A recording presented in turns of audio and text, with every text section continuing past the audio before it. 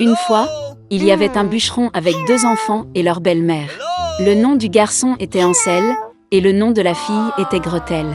Ils vivaient si mal que parfois, il n'y avait même plus rien à manger. Et puis un soir, il se coucha dans son lit, se demandant comment nourrir davantage les enfants.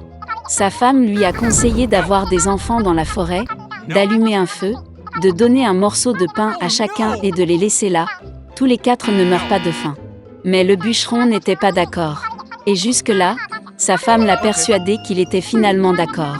Et les enfants, à cause de la faim, ne pouvaient pas dormir non plus et ont entendu tout ce que leur belle-mère disait à leur père. Et quand les parents se sont endormis, Ansel s'est secrètement précipité hors de la maison. La lune brillait et les pierres blanches brillaient comme des pièces de monnaie. Ansel en a empoché autant qu'il pouvait. Puis il est rentré chez lui et les enfants sont allés se coucher. Le matin, la belle-mère est venue vers les enfants, leur a donné à chacun un morceau de pain, et ils sont tous allés ensemble dans la forêt. Sur le chemin, Ansel a jeté des pierres blanches une à une. Quand ils sont arrivés à la clairière, mon père a commencé à allumer un feu. Il a ordonné aux enfants de s'asseoir près du feu et de s'assurer qu'ils ne s'éteignent pas, pendant qu'eux et leur belle-mère iraient chercher plus de bois de chauffage. Ils s'assirent, fatigués, et s'endormirent. Quand les enfants se sont réveillés, c'était une nuit noire tout autour. Et quand un mois complet s'était levé dans le ciel, Ansel prit sa sœur par la main et partit, cherchant le chemin à travers les cailloux, qui brillaient comme des pièces de monnaie neuve, et leur montra le chemin. Ils ont marché toute la nuit. À l'aube, ils sont venus chez leur père. Un certain temps passa. Et les enfants ont de nouveau entendu comment la belle-mère a commencé une nuit à supplier leur père de se débarrasser des enfants. Il a refusé, mais sa femme ne voulait pas l'écouter, elle l'a maudit et lui a exprimé toutes sortes de reproches. Lorsque les parents se sont endormis, Ansel, comme la dernière fois, a voulu ramasser des pierres, mais sa belle-mère a verrouillé la porte et le garçon n'a pas pu quitter la maison. Tôt le matin, les enfants ont reçu un morceau de pain chacun, encore moins que la fois précédente. Sur le chemin de la forêt, Ansel déchiqueta son morceau dans sa poche et jeta les miettes par terre. La belle-mère les a emmenés encore plus loin dans la forêt. Encore une fois, un grand feu a été allumé et le père a ordonné aux enfants de regarder le feu pendant qu'eux et leur belle-mère coupaient encore du bois. À l'heure du déjeuner, Gretel partagea son morceau de pain avec Ansel. Et ils se sont endormis. Nous nous sommes réveillés lorsque la nuit noire est tombée. Et puis un mois est arrivé, et ils se sont réunis sur leur chemin, mais ils n'ont pas pu trouver une seule miette, parce que des milliers d'oiseaux flottants dans la forêt avaient depuis longtemps mangé ces miettes. Les enfants ont donc marché très longtemps, mais ils ne pouvaient pas sortir de la forêt. Soudain, la route les a conduits à la cabane. En s'approchant, les enfants ont vu que la maison était entièrement faite de pain et de biscuits, et que les fenêtres étaient en sucre pur. Ansel tendit la main et cassa un morceau du toit, tandis que Gretel s'approcha de la fenêtre et commença à ronger ses fenêtres. Et puis la porte de la hutte s'est ouverte en grand, et la vieille femme est sortie, appuyée sur une béquille. Ansel et Gretel avaient tellement peur qu'ils ont même laissé tomber leurs friandises de leurs mains. Et la vieille femme a été gentille et les a invités à sa hutte. Il y avait déjà de la nourriture abondante sur la table, du lait, des biscuits, des pommes et des noix. Après le dîner, la vieille femme fit 2 lits propres pour les enfants, et Ansel et sa sœur pensèrent qu'il était au paradis. Mais la vieille femme prétendait seulement être affectueuse, mais en fait c'était une méchante sorcière, qui construisit sa cabane à pain dans ce but afin d'attirer les enfants. Tôt le matin, pendant que les enfants dormaient, elle prit Ansel et le mit dans une petite cage. Et elle a ordonné à sa sœur de faire tout ce que la méchante sorcière exigeait d'elle. La vieille femme décida d'engraisser le garçon pour le manger plus tard. Gretel a donc commencé à cuisiner les plats les plus délicieux pour Ansel, et elle-même n'a eu que des restes. Un certain temps passa, et le garçon ne grossit pas. Puis la vieille femme ne voulut plus attendre et décida de cuisiner et de manger Ansel. Elle a ordonné à Gretel d'allumer le poêle et d'appliquer de l'eau. Lorsque le poêle s'est réchauffé, la vieille femme lui a ordonné de monter dans le poêle et de voir s'il faisait assez chaud. Elle a donc voulu pousser la fille dans le feu et la faire cuire. Mais Gretel savait ce qu'elle pensait. Elle a dit qu'elle ne savait pas comment y entrer et a demandé à la sorcière de se montrer. La vieille femme s'est fâchée et est montée dans le four.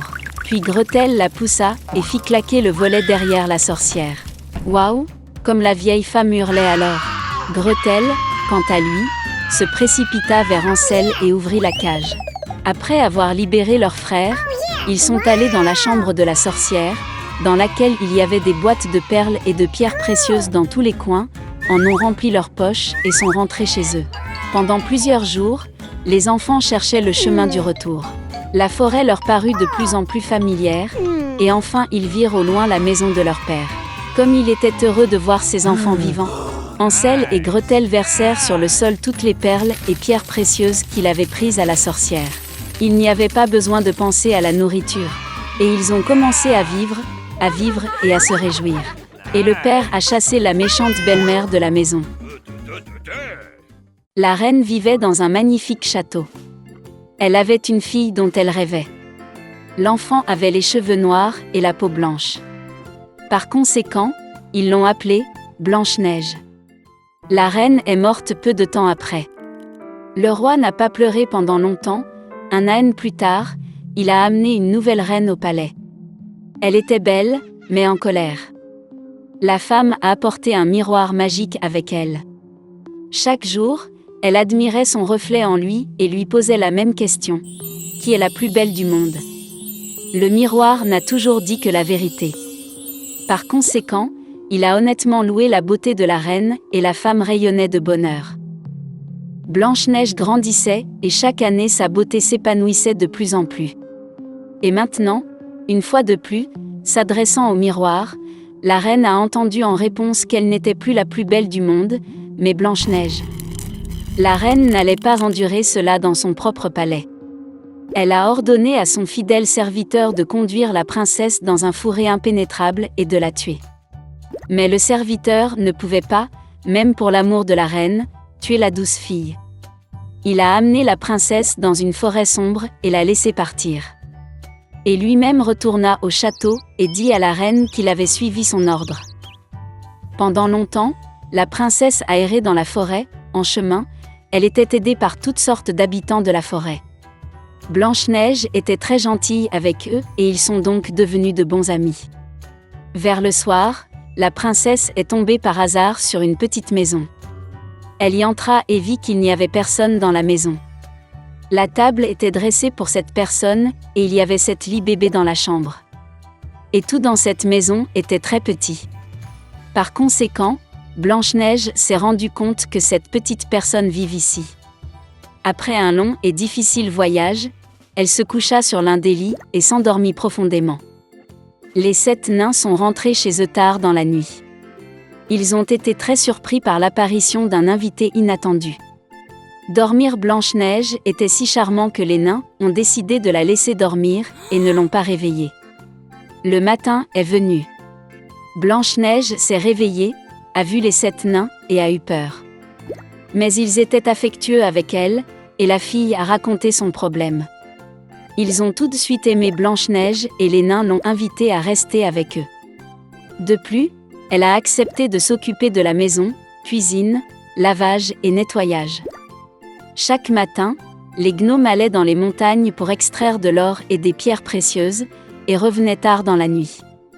En partant pour le travail, ils ont averti Blanche-Neige afin qu'elle ait peur de la méchante belle-mère et n'ouvre pas la porte à des étrangers.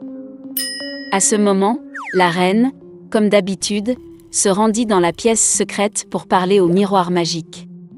Mais le miroir a soudainement dit qu'elle n'était pas la plus belle du monde, mais Blanche-Neige. Que la princesse est toujours en vie et vit avec les gnomes dans la maison. La reine est devenue très en colère et a décidé de s'occuper elle-même de Blanche-Neige. Elle est allée dans une pièce secrète et y a cuisiné une pomme venimeuse. C'était très beau à l'extérieur, mais si quelqu'un en mangeait ne serait-ce qu'un morceau, il mourrait certainement. Quand la pomme fut prête, la reine se changea en ancien marchand et vint à la maison des nains. En voyant la douce vieille femme, Blanche-Neige se sentit désolée pour elle. Elle ne se douta de rien et quitta la maison. La vieille femme a offert à la fille une pomme mûre et a dit que si elle mange cette pomme, elle restera jeune et belle pour toujours. Blanche-Neige l'a crut, et dès qu'elle mordit la pomme, elle tomba morte et cessa de respirer. La reine satisfaite se rendit au palais. Dans la soirée, les nains sont revenus du travail et ont vu Blanche-Neige gisant sur le sol. Elle ne respirait pas. Ils ont sangloté si fort et ont déploré que leurs cris aient été entendus par le beau prince, qui chassait dans la forêt voisine. Il est devenu intéressant pour lui quel genre de hurlement s'est produit qui a effrayé tous les animaux. Et quand le prince a trouvé la maison des nains, il a vu Blanche-Neige. Elle était si belle que le jeune prince est immédiatement tombé amoureux d'elle. Il a persuadé les nains de l'emmener avec lui au château, car il y a des médecins qui peuvent guérir Blanche-Neige. Les nains l'ont permis. Puis le prince ordonna à ses serviteurs de porter la princesse sur leurs épaules. Et quand il la portait, il arriva que les serviteurs trébuchaient sur un buisson, et de la commotion cérébrale, un morceau de pomme empoisonnée est tombé de la bouche de Blanche-Neige, et elle s'est réveillée. En voyant le jeune prince, la fille est également tombée amoureuse de lui, et a accepté de l'épouser. Ils ont également invité leur méchante belle-mère au mariage. De colère Q.